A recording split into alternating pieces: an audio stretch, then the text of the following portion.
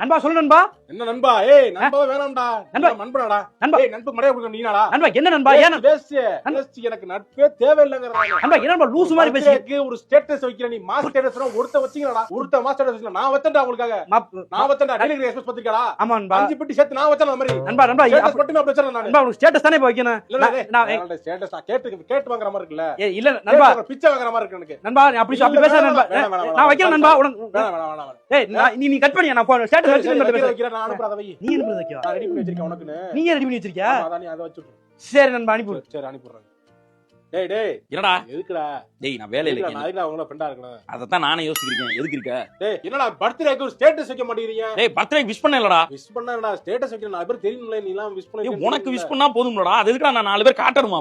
நான் போன பர்த்டேக்கு எனக்கு வந்து ஒரு எவ்வளவு பேர் விஷ் பண்ணாங்க. எவ்வளவு மாஸ் பிஜிஎம்ல இருக்கு. அதான் நல்லா இருக்கும். நான் நேர்ல வந்து வைக்கிறேன். வைடா. இரு நான் அனுப்பி விடுறேன். வரேன்டா வைடா. நானே அனுப்புறேன்டா.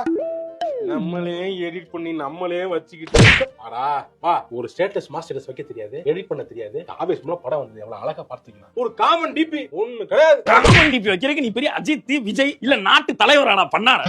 ஏண்டா பரதேசி சோத்துக்கு வழி இல்ல மதியத்துக்கு வேலைக்கு போகாம 3-4 வருஷம் வீட்லயே உட்கார்ந்திருக்க. இந்த லட்சணத்துல விஷயம்டா வாழ்த்துக்கள். நம்மளே விருப்பப்பட்டு வாழ்த்துறதுக்கு பேர் தான் அது வாழ்த்து. இப்படி வம்படியா வாங்குறது வாழ்த்து கிடையாது. பிஞ்சரு செருப்பு.